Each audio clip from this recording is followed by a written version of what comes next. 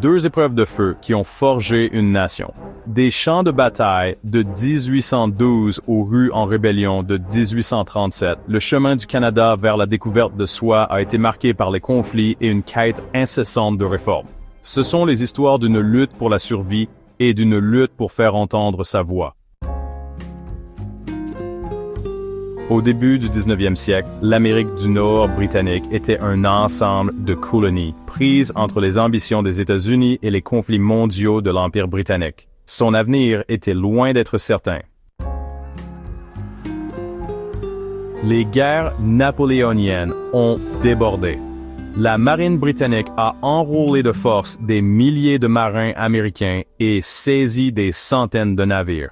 L'indignation américaine a grandi, couplée à des désirs expansionnistes d'annexer le Canada, pensant que ce serait une simple question de marche. Pour juin 1812, les États-Unis déclarent la guerre. Les invasions initiales échouent. À Détroit, le major général Brock et le chef Tecumseh remportent la victoire. Mais à Queenston Heights, le héros Brock tombe en repoussant les envahisseurs. Le courage émerge. Laura Secord avertit les Britanniques d'une attaque. À Chateauguay, le lieutenant-colonel Charles de Salaberry et les voltigeurs canadiens-français, largement en infériorité numérique, repoussent une armée américaine. La guerre est témoin d'actes brutaux. Les Américains incendient York en 1813. Les Britanniques ripostent et incendient Washington, D.C. en 1814. Les premières victoires navales américaines sont éclipsées par un blocus britannique paralysant. Le traité de Gand en 1814 met fin à la guerre et rétablit les frontières. Pour le Canada, la défense a favorisé un sentiment d'identité. Mais pour les Alliés autochtones, essentiels à la victoire, la fin de la guerre a entraîné des pressions et des pertes de terres dues à l'expansion des États-Unis. Des décennies après la guerre, de nouvelles tensions se préparent.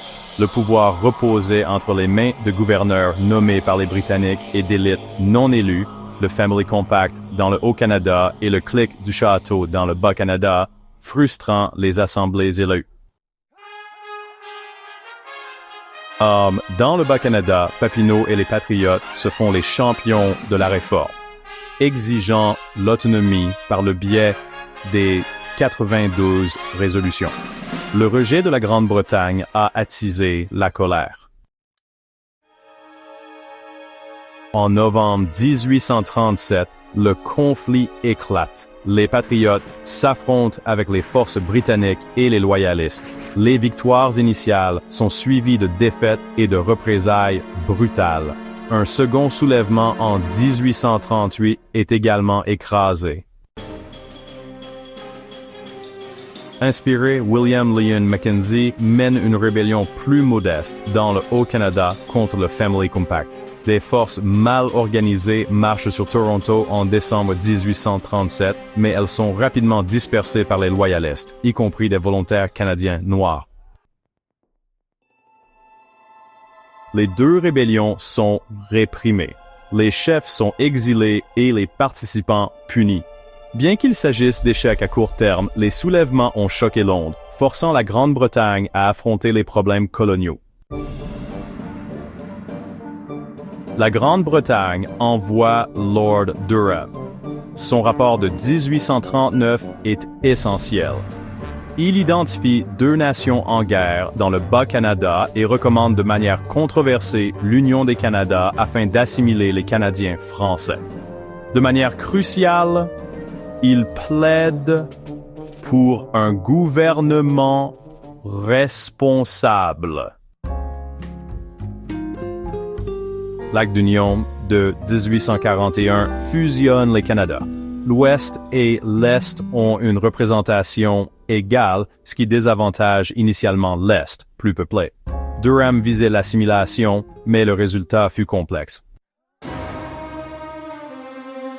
La lutte pour l'autonomie gouvernementale se poursuit. Des réformateurs comme Baldwin et Lafontaine ont travaillé au sein du nouveau système. Entre 1848 et 49, la province du Canada obtient un gouvernement responsable, avec un exécutif responsable, devant l'Assemblée élue. Ce fut une étape charnière vers la démocratie. La guerre de 1812 a sécurisé les frontières et a favorisé l'identité.